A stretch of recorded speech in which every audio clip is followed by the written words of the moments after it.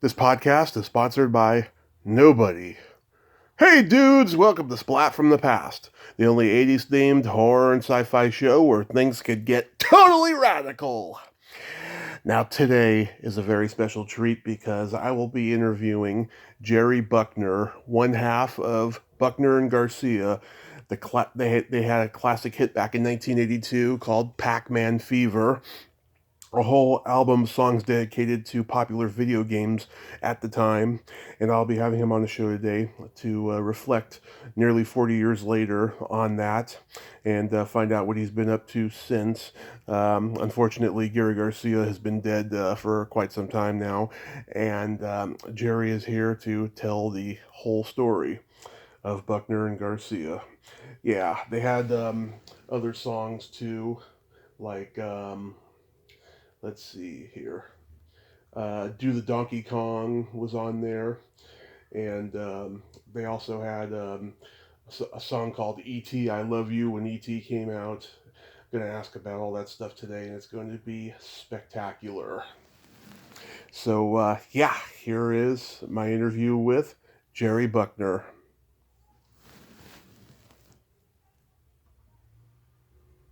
Hey, Jerry, welcome to the show. How are you today? You know, I'm doing probably much better than I deserve. How about yourself? Same here. I just got my second vaccine yesterday. I'm a little sore, but I'll get through it. Now, which one did you get? Which version? The Moderna. That's the one I got too, and I had a sore arm for a few days off and on actually, and they have something called the Moderna arm now. Have you heard about that? Yeah, it's sore. Yeah, people have it, and they've got it. You know, they always come up with a name for everything at some point. But yeah, I got mine. I got my second shot. I don't know, maybe three weeks ago, 2, 3, 4 at the most. Still here. Yeah, everyone I've talked to, I think, is getting the Moderna, so that's good. I think it's working out fine. Well, I hope I hope they're all okay for all of us, and that they can get control of this thing so we can get back to normal. Yes, absolutely. I think we're going to get there. So, going back in time, at what age did you start gravitating towards music? Actually, I started very young because my father was a gospel singer, sang in professional gospel music groups.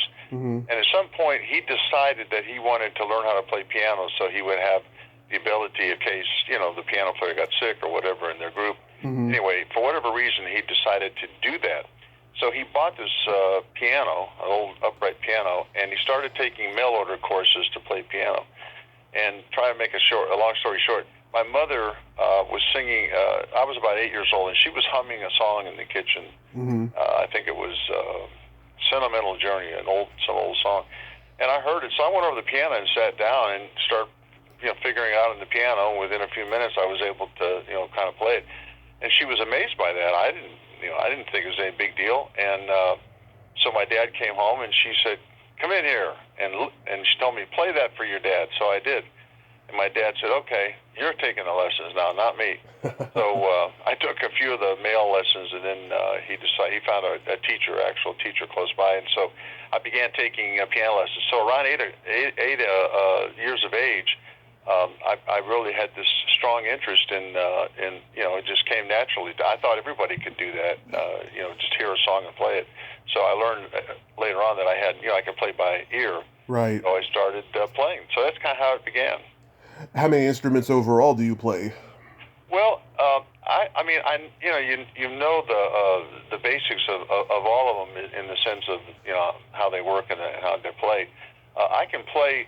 I play keyboards, of course. I can play bass guitar. I used to play bass a lot. Mm-hmm. I know guitar. I know the chords. I can play some, but the fingering just doesn't. I don't like the. I don't. The left hand for the chords just. I don't like that. It hurts. Yeah, it does. Develop. Work on that, and so I can play it. I used to play a little rhythm guitar in a couple of bands, only rhythm guitar, but I just loved keyboard so much. I just didn't pursue it, but I knew how to do it. So, I can't, now it doesn't matter because I can play any instrument with software. But back then, when it was manual, I would say just piano and bass guitar probably would have been my prime instruments. Yeah. Do you remember your first album you ever bought? Ooh, no, I don't, because my dad had a lot of music around the house, different kinds. Even though he sang gospel music, he liked a variety of music. He liked big bands, and he liked a lot of different music. So there are a lot of albums around, and I'm trying to remember. It would have been most likely something from something English, probably. When the English all that stuff hit the Beatles and all that. Probably one of those albums. Nice, nice. How about first concert? First concert. Boy, you're asking questions I never had asked before. First concert, golly.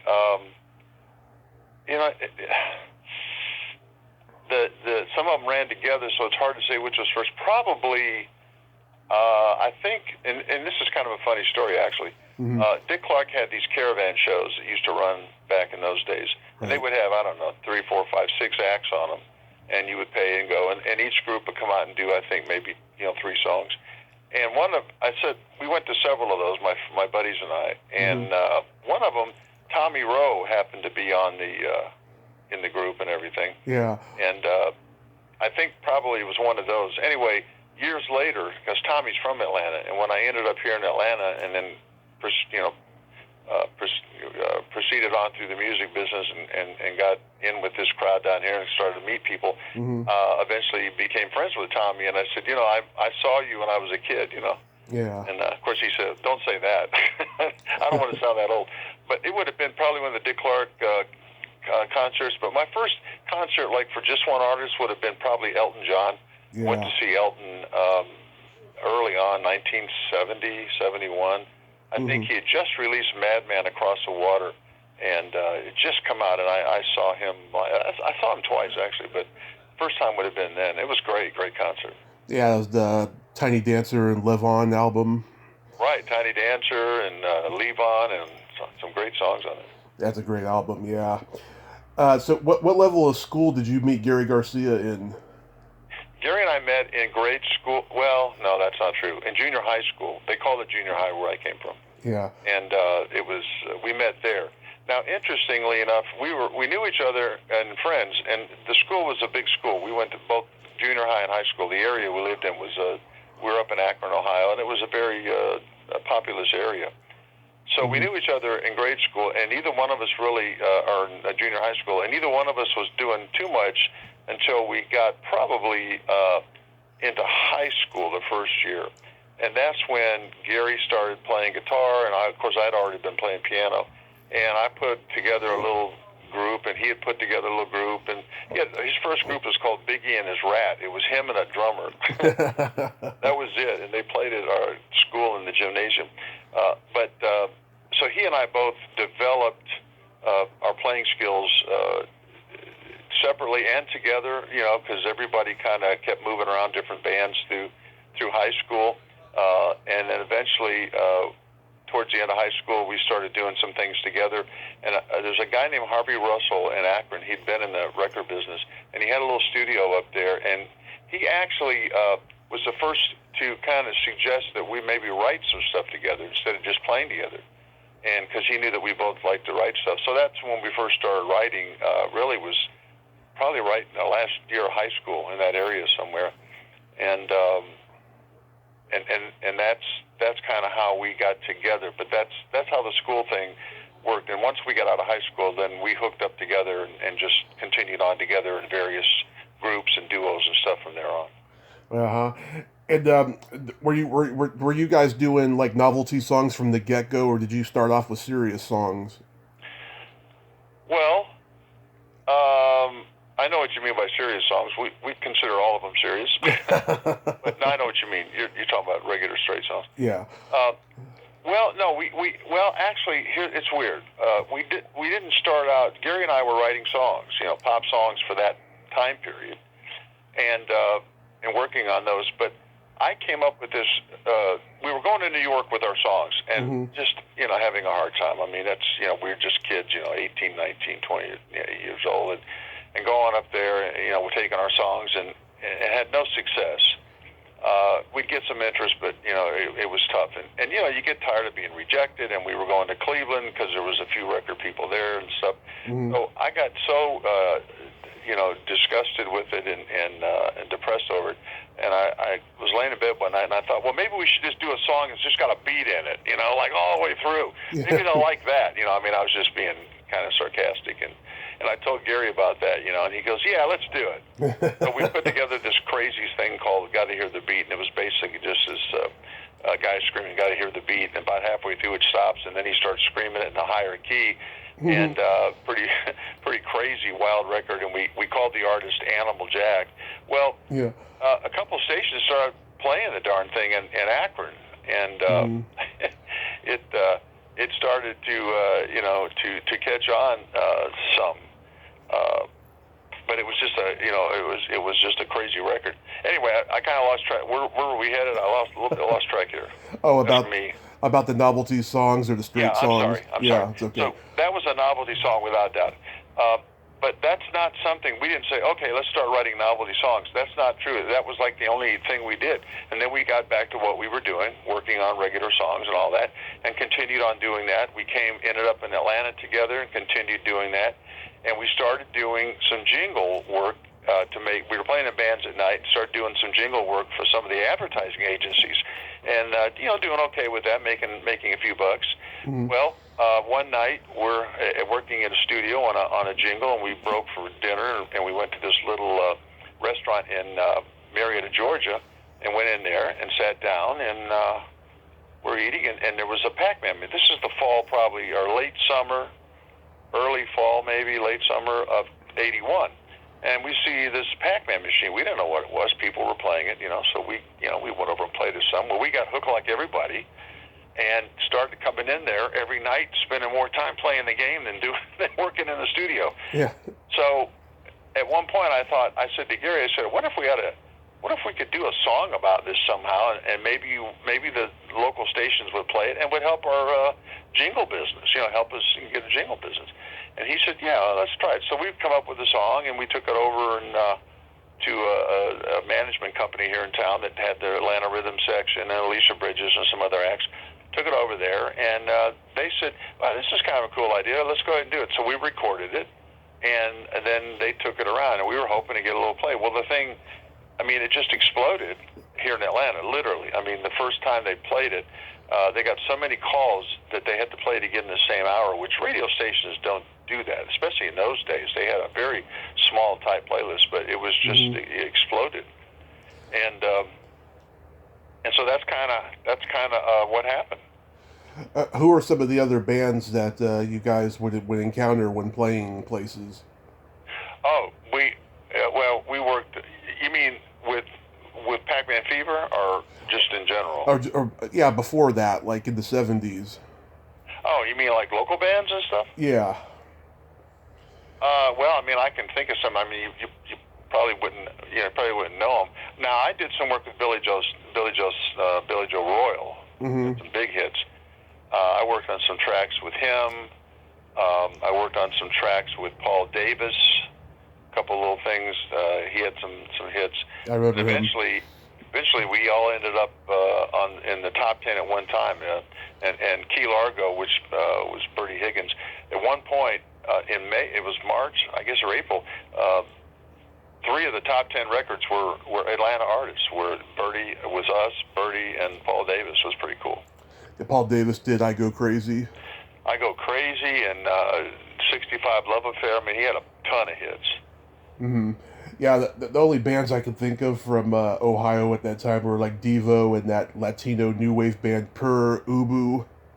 Well, now, I can tell you a little about Devo because there was a guy named John Mondel, and he's still there. He's still up in Ohio. Mm-hmm. He had a studio at the time, and he and I went together and put this little studio together and did a lot of recording, did some jingles and stuff in there. And when I left Akron and came to Atlanta, John stayed up there and ended up working with some of those groups, and Devo was one of them that ended up, they call it the Akron Industrial Sound for a while, and there was a group called Ten Huey, and in that group was our former bass player's brother. So there was a lot of people I knew that got into those bands that that were playing at the time, and that's really a time when I cannot think of her name at the moment. Anyway, there was other stuff going on at the time, but yeah, that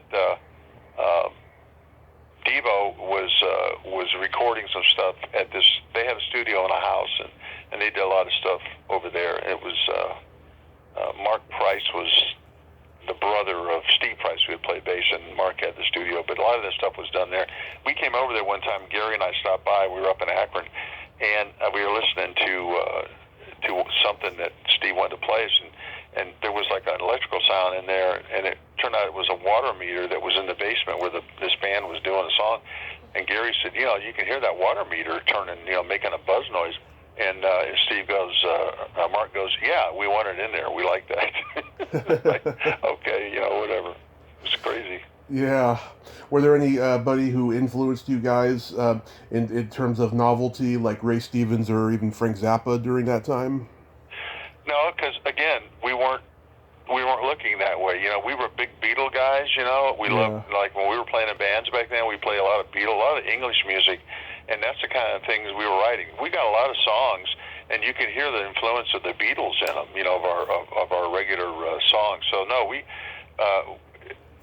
weren't even Pac-Man Fever. That wasn't inspired by any particular like novelty. In fact, what we tried to do with Pac-Man Fever and all the songs on the album, we tried first to try to write a regular pop song, like that would be a good pop song for those times, and then adapt the sound effects or whatever and the lyrics and everything, adapt it to the song. That's what we did with Pac-Man Fever. So we didn't approach them as novelty songs. Of course, when you got sound effects and all that stuff in there, but most people, especially the ones in the business, people and musicians and people in music, they understand it's really kind of a hybrid record. It's novelty, yet it's like a regular record. That's why it stayed on the charts so long. Most novelty songs will hit very big and go right up the charts. Right. But then they go right down, pretty quick. A couple of weeks, 3 weeks, they're gone. And of course, that didn't happen with ours, and the album itself continued on. So to answer your question, we weren't really. I had Joe Walsh played in a band called the Measles up in Kent, Ohio, when we were up there, and I actually talked to Joe at one time about playing in my band. And the band that I had was not a very good band at all. And it would have been a terrible thing, and I'm sure he would have lasted about 30 minutes and left because we weren't that good. But I remember talking on the phone to him, and he wasn't in a band at the time. He had quit the Measles, and he said, well, come on up here, and we'll, hang out and talk a little bit. So I remember I drove to Kent, but it was wintertime, snow up to your butt, and I couldn't find, they were staying in a barn or some kind of apartment somewhere up there. Never hooked up like that. But his influence, our guitar player in another band that I was in, a 12-string, he played a 12-string, and Joe Walsh once said, his name was John Sinet, he said, John Sinet is the best 12-string guitar player I ever heard. And, that was, what a compliment from Joe Walsh, it was really amazing. Yeah, and then he joined the James Gang after that. Yeah, they got the James Gang and did all that stuff. Joe is in, he's in a whole other zone, I've seen him live. Yeah, he puts on a really good show. Yeah, great. It's just, there's not enough words to talk about how talented that guy is. So what kind of products did you guys write jingles for? Oh, man, everything. Restaurants. One of our biggest ones was for a place called Joe's. It was Eat at Joe's, Joe Rigatoni's, and it was a big Italian restaurant here in town at the time, and they ended up opening 2 or 3 other restaurants. That was one of our big ones. We did car dealerships. Skating rinks. In fact, we did a skating rink jingle right before Pac-Man, a few months before it hit. And when we were doing the album, if you remember, Do the Donkey Kong, that was actually a reworked version of the jingle we did for a skating rink. And you can kind of tell that if you listen to it, how it's, it's got that kind of sound, you would expect to hear probably, in a place like that. Yeah. And we liked it so much that when we did it, that when we wrote Donkey Kong, we thought it would work perfect. So, but we did stuff for, we did a lot of jingles for just all kinds of clients for all kinds of stuff. Oh, that's cool.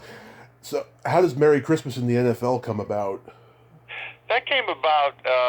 Now, see, now that was uh, that was another one of my wacky ideas, and in between working on, we're, like I say, working on regular straight songs and everything. And I had this idea because Howard Cosell was really big at the time. Monday Night Football was, all that stuff was big, and it just struck me one night. I had the idea, and I kind of wrote up some stuff and played for Gary. He goes, "Yeah, okay, let's do that." So we recorded it, thinking again, Gary and I, let me tell you, we would do stuff that we just thought would be fun to do. I mean, we didn't sit down and go, "Well, we think this will be a big hit." Right. We didn't do it that way. We just, if we liked it, we would do it, and if everybody else liked it, then great. If they didn't, then we didn't care. Right. I mean, now that did change as we got into the business more, but at that time, so we did it. And a record company in New York said, "Yeah, we like this," and they wanted to put it out. So they put it out, and it did okay. It wasn't any big hit or anything. It did okay. We got to hear it on the radio and stuff, but it certainly wasn't any hit. But there was a DJ here that worked mornings, a sidekick with a guy here, the most popular guy around at the time on morning radio. And I knew his name was Bob Carr, and he went by Willis Cigar. He was a character. And I knew Bob, so we got him to do it, and we had fun with it and got some radio play. And for a long time, every Christmas they would play it some, but the teams, eventually it just got outdated sounding, and the teams had all changed and stuff, so you don't hear it anymore. Yeah. So did you guys ever send songs to Dr. Demento? We didn't send any, but he played our song. I remember somebody told me I got a recording somewhere of him playing it, but yeah, he did play it. And I think he may have played some other stuff of ours, I guess. I don't know, but yeah, he played. But we didn't send it to him. Okay. So how does Pac-Man Fever come to you? You get signed to Columbia? Well, yeah, we got the idea, wrote it up. Bowie Geller, Arnie Geller, who at the time he was the business guy with Bowie Geller, and we cut it and everything, and he went to New York. Nobody wanted the record. None of the major companies. They didn't know what Pac-Man was. It's hard to believe now, of course, but back then they just didn't know. It was still new. Mm-hmm. And so they all passed. So Arnie, they had a little label of their own, and they put it out locally. And as I told you earlier, the local station played it, and it just exploded, absolutely. And so they pressed up some records, and the record just flew out the door. And so by the end of the week, after a week or two, CBS decided they wanted the record after all. Sony said, and of course they made that was the proper label to have the record. They had the distribution worldwide and promotion and everything. So that's where the record ended up. And funny thing is, there was a transition period into Christmas, from the local thing into Christmas, and the radio stations, everything closes down for the holidays for a couple of 3 weeks in radio. At least they did at that time. I suppose they still do. But the charts are frozen and everything. Nothing really goes on. So all of a sudden, we don't know what's happening. So, it was really miserable those holidays because, we were all excited because, we signed with CBS and Columbia, but now we hear nothing, Mm-hmm. So we came back to a meeting, I think, right after the first of the year, and the news was not, we didn't get much good news. We didn't really hear much. And so one of the partners at the management company said, "I think it's over, guys, sorry." But that's not what happened, and of course, what really broke the record, two things, a couple of stations, some stations in Florida started playing it for whatever reason over the holidays, and people that had gone, a lot of people vacationing there over the holidays, when they went back north to Cleveland and Philly and places, they started calling radio stations wanting to hear this record, Pac-Man Fever. So these guys were asking, well, who's this? So that helped it. But the big break came when Entertainment Tonight did a story about it. And TV back then was king. I mean, you didn't have any cable. It was just TV. And so, millions of people just watched TV. Well, they did a story on it. And after that, forget it. I mean, it just blew up. And then we were on every news show, every big TV show, the Today Show, 60 Minutes, all those shows. And it just exploded. So TV really helped push it over the edge. And then radio just, of course, went crazy with it. Yeah, did you guys make an MTV video? We We did not, but they had us come to New York. MTV was in infant stages at the time, right? And they had us come to New York. I mean, it was around the country, but it was new, still kind of new. But they had us come up there, and they had a video game day and featured us pretty much all the day because of our record and everything. And there's a picture of us where you can see us from being on MTV. But we were on there and interviewed and stuff and talked and took calls. I mean, it was cool. And I mean, they really gave us a lot of push and time. Did you guys get to do it on American Bandstand? We did American Bandstand. We did Solid Gold and Merv, and we did some shows. We did. Nickelodeon was doing pretty good at the time, and they had a show on that we did. Pop Clips. We did. I'm sorry. Was it Pop Clips? I don't remember the name of it, but it was kind of a similar to a Phil Donahue kind of thing. They had a audience of kids, teenagers, and a couple of hosts and so forth, and they would talk about the show would have a certain theme or whatever. And this particular show was, of course, about video games, so they had us on there, and we were. It was a live show, and they had us set up, but they had some sort of a curtain or a barrier in front of us, before we played. And the show's live, so we're back there, and you got to understand when you're involved in those kind of things, especially with a record that's huge like that, you're being pulled on from every side. I mean, night and day, and interviews and stuff, and it just you start to lose a little bit of who you are, and it gets a little crazy. So Gary said, "Man, I want a beer or something. I got to calm myself down." So somebody brought us a couple of beers because nobody could see us, So we're drinking a beer. All of a sudden, the curtain thing goes up, and here we are on live TV, and Gary had to throw his beer down real quick. To this day, we don't know if people saw it or not, but we thought it would be bad because Nickelodeon, with kids. Yeah. The song really took off huge. It peaked at number 9, and it sold over 2 million copies. Do the Donkey Kong was the follow-up single, and it didn't do as well. Do you think because Pac-Man became so popular by that point? Well, yeah. I mean, Pac-Man, any record like that, whether it's Pac-Man or any huge kind of record like that, it's tough to come back. The next song's tough. A lot of people have done it. But the problem for us was CBS took the attitude that, hey, man, we are raking in millions of dollars off this record and the album and so forth, and we're just going to keep the money. We're not going to, and we were hoping that they would, we wanted to record some more stuff because we had all kinds of pop songs and things we wanted to do, and they just weren't looking at it that way. Now, had they accepted us for some new material and promoted. They didn't promote Donkey Kong. I mean, that's one of the reasons I think that it didn't do as well. I think it would have done a lot better had they promoted it. But promotion is expensive. It was expensive back then, and they're thinking, hey, let's just keep the money we make off this and move on. And eventually, we wanted out of our contract, but they wouldn't let us out, for about a year and a half. And that really brings up the whole. I don't know if you were going to mention E.T., but that brings up that part because we were hoping that the E.T. song would convince CBS that they should continue on with this because we considered that it was a regular song. It was about a movie theme, but it was a regular song, and truly I thought it was a really good song, great song. But again, they we're not sure exactly what happened, but we know that Neil Diamond had the Heartlight song, and he had been recording that, and that came to the surface a few days after we had done ours. And so, of course, he, being the big artist at the time that he was, they held our record back till the end of the summer. After Heartlight was a hit, well, it kind of lost the thunder, and that's when we really got disgusted with Sony and said we wanted out of the contract. Oh God! So they just saw you as a flavor of the month, pretty much. I'm sorry? They just saw you guys as a flavor of the month, pretty much. I guess. I'm not sure. What do you mean by you mean ours? Like Pac-Man was a flavor of the month? I'm not sure what you mean. Yeah, like one-hit wonder.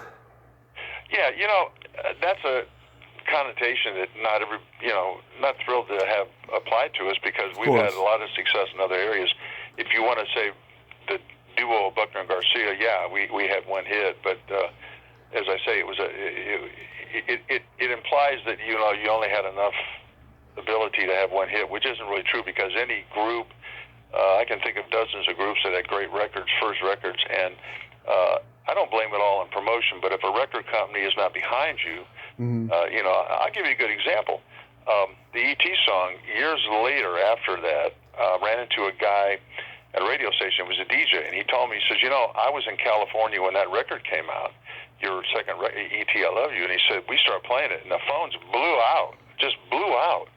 And he said, we were doing a top 10 every night thing. People call in and vote for the songs, and you guys were just blowing out the doors. And I kept telling the CBS promotion guy, this song is a smash, man. And he didn't say anything. So he said after like a week and a half of playing it and how big, and I kept telling him, the guy finally said to me, look, that record's dead. Forget it. They're not promoting it. It's gone. We're on the Neil Diamond thing. And he said, oh, okay. So see, that's what I'm saying. That's where you get hurt, Right. And that song deserved and could have been a very, very big record had they promoted it, but they didn't. So Yeah. You revamped Pac-Man Fever for the Adam Sandler movie Pixels. I went to the movies and saw it, and I was like, all right, they did a revamped version. How did that come about? Just decided that maybe we should do, something a little more current sounding with the song, and we did. And, and we did this really cool video. It cost a lot of money. It was a really nice animated video. Steelhouse Productions did it. It's just a great video. And we've got millions of visits. We probably average 5,000 to 10,000 views per day. Unfortunately, a lot of the game people were not so thrilled with it. I'm friends with a lot of the top guys, Billy Mitchell, Walter Day, they're good close friends. Richie Knuckles, the guy out of New Jersey. Mm-hmm. And Richie wasn't happy with the rap part in it. And so, I don't know that everybody was thrilled with it, but I'd like to say something here, if I may. Go ahead. We've actually done another version, and it's just going to be released actually tomorrow. Nice. And do you know anything about NTFs? You know what those are? NTFs, no. Non-fungible tokens. Okay, it's like Bitcoin, and people are buying artwork and music now with, and they're called NTFs. You go to marketplaces online, it's huge. Right. It's becoming very huge, and people are doing that. And some of the groups are putting their music and stuff up there. Well, we were asked to do. If we could put some of our stuff up and then do a new version, and they call it, instead of NTFs, they call it Nifty. That's the kind of cool name they call it. So we did a Nifty Fever record, kind of similar to Pac-Man, and that's cool. Actually coming out in an auction. The auction will run for a week, but it's coming out, that and the original Pac-Man Fever song, done the original version. That'll be coming out, and that will be happening. The auction will begin tomorrow. And I can tell you, if I may, go right ahead. People can go if they would like to bid on these items. If you know what they are, they know exactly what to do and all that. And I should have written this down, and I did not. I apologize for that, but hold on. So how long did you guys stay together for after that? Did you fall under hard times or anything? No, we didn't fall into hard times, but we certainly felt kind of confused, disoriented. We thought that once we got into business that we could remain there doing stuff, and we did, but not as a duo, because by the time we got out of the contract, we were going to sign with RCA, but then it didn't work out, and so we went on to some other things, and some of it was separate. But no, Gary and I we were like brothers, remained close friends, worked on other projects together and separately. And remained that way till the day he passed away. I mean, he was my best friend, and and we were just that close. When he passed, when he passed, was it expected? Well, he had heart problems for some time, and it ran in his family. His brother and his father had passed away, in their 50s actually, and Gary was fortunate. He got probably an extra 15, 20 years because of, they were able to, heart stuff is so, they can do so much now. It's really a great thing. And so he did have a heart attack at some point, but they were able to, to go in and fix some stuff. And he did pretty good. Gary's problem was he smoked a lot. He smoked like 4 packs a day. Oh. And he just couldn't get himself to stop. And at some point he just decided, hey, I'm just gonna, what's the difference, So anyway, so it certainly wasn't expected, but when it happened, I mean, we knew he had heart problems. So I mean, it was like unexpected, but understood, I guess, is best. Or we understood what had happened because it had been going that way. Yeah, that's a shame. So, leading up to the pandemic, were you still playing music? Well, in what capacity? I always play, like working on songs or writing songs or producing stuff in the studio.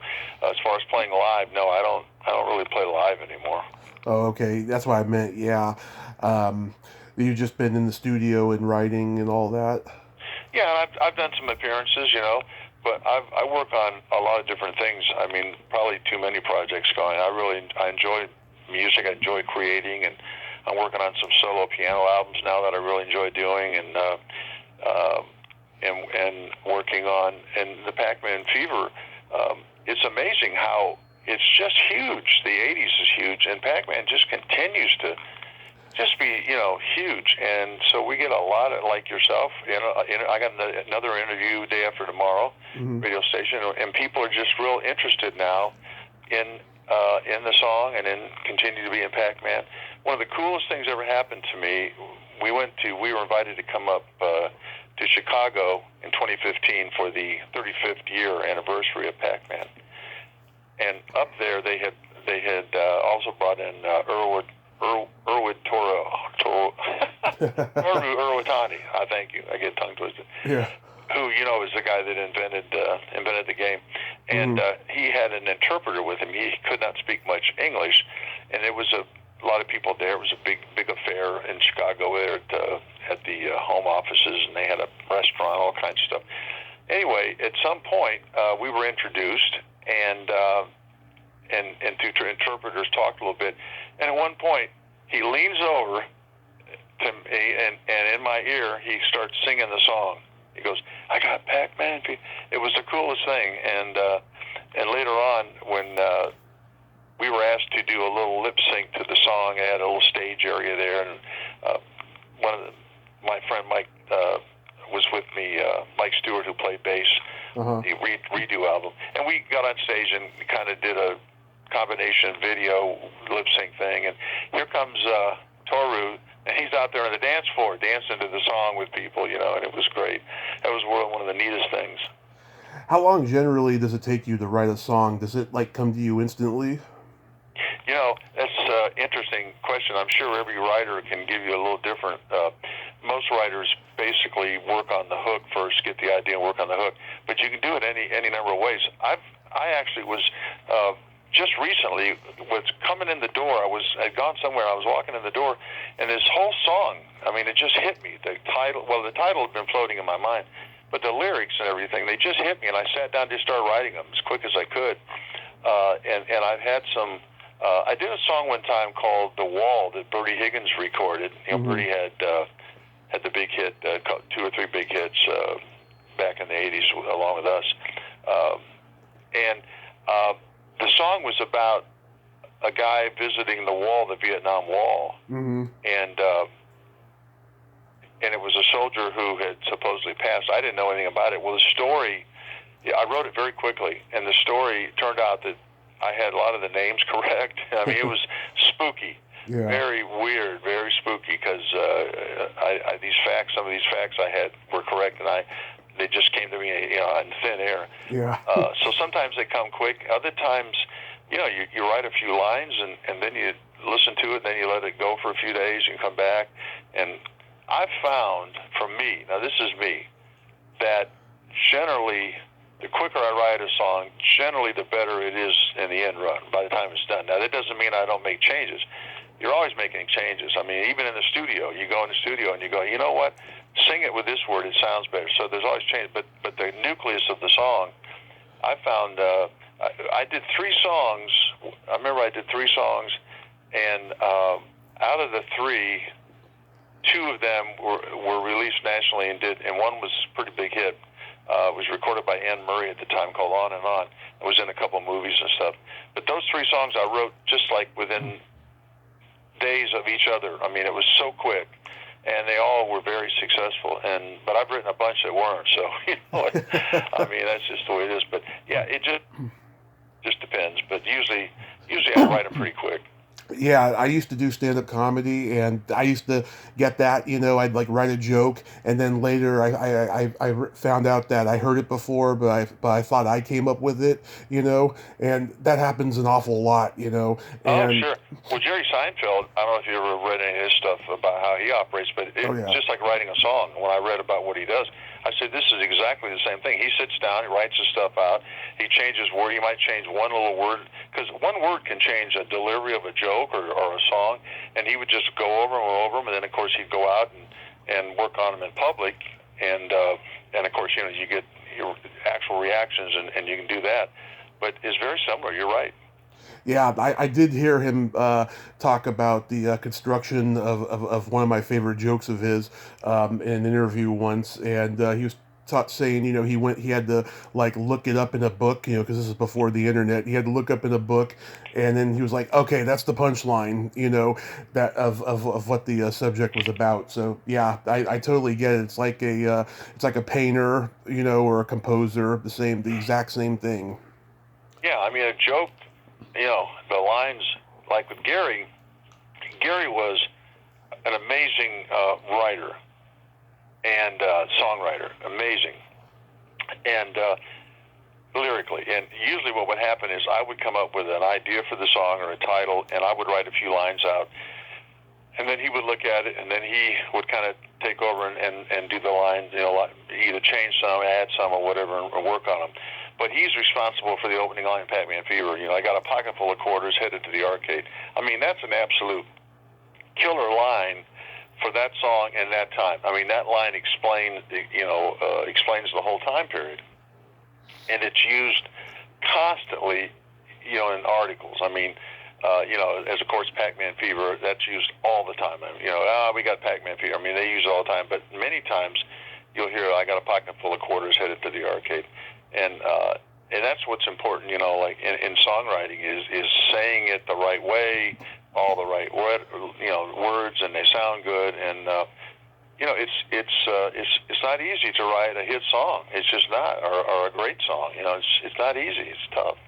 Mm-hmm. It is. It's art. It's a lot of work.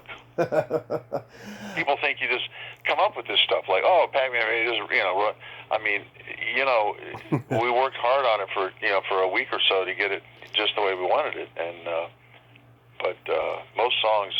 Some writer one time said, writing a hit song is 90% perspiration, 10% inspiration.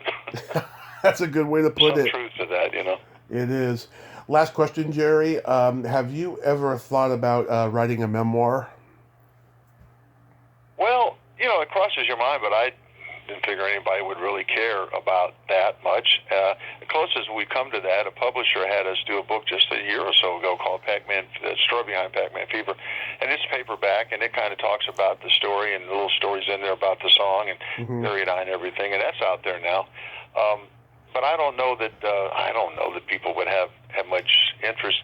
Some of the best stories that I've ever thought about doing is stories in bands, where things that's happened playing just in bands and in road bands and clubs and stuff. I mean, there's some absolutely crazy stories that people would probably get a kick out of seeing. And, and you could incorporate them with regular. I mean, I've got the Pac-Man, believe me, there's plenty of stories. There's like the story that when we were doing a show, it was the Nickelodeon show. They had us in the green room with it was all about video games, and they had a couple of TV people, some dancer from some TV show was in there. They had several people from the game industry, from Nintendo and Sega and all these different game companies, and then we were there, and there was just a lot of us crammed in this little green room. And they had these women, 2 or 3 women in there, and they were part of some group, anti-video game group at the time, and they were getting a lot of press and a lot of FaceTime on TV and, anti because it's taken the kids' quarters and all that stuff. Well, so we're sitting there, and they actually get into somewhat of an argument with these guys, and the show's already in progress, and we're all waiting to go on, and they're arguing with these guys, and it got a little bit ugly, right. With Nintendo and some of these game reps, Well, it calms down a little bit. And this woman, I'm sitting next to one of the women, and she kind of turns her attention to me, and she goes, "Are you the guys that did that Pac-Man Fever record?" And I'm, reluctantly, I go, "Well, yeah." And she leans over and lowers her voice, and she says, "My daughter loves that record. Can I get your autographs?" And I say, "Yeah." So we sign autographs, and then she promptly walks out on national TV, cable TV, and starts putting down video games. It was crazy. Yeah, those people are out there. But I do think you have great stories there, and 80s nerds like myself, I think, would probably dig the book. Well, I'll keep that in mind. Maybe I'll put something together. That would be great. Yeah, but at least that paperback Pac-Man Fever book is out, at least. Yeah, check it out. It's pretty good. It's an easy read, It's an easy read, quick read. Mm-hmm. Well, Jerry, I thank you so much for coming on today. And like I said, send me that auction information. And I'll read it in the next one. Okay. And may I just invite everybody to check out our website, Buckner. It's BucknerGarcia.com. There's no and. It's just BucknerGarcia.com. Mm-hmm. And also check out Pac-Man Fever, Eat 'em Up. That's the animated, redone version, animated with the new version of the song. Check it out, and then check out the NFT auction, please.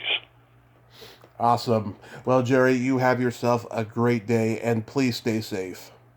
Thank you. Same to you, my friend. Thank you. Bye-bye. Well, there you have it. Jerry Buckner. Ain't he a cool dude? What a nice guy, huh? And he's keeping the Pac-Man alive. I will read the information in the next interview I do. Well, until next time, this is Tommy Throwback Kovac saying, there's no shame in living in the past, because the present sucks. Later, dudes. I got Pac-Man Fever, Pac-Man Fever. Game over.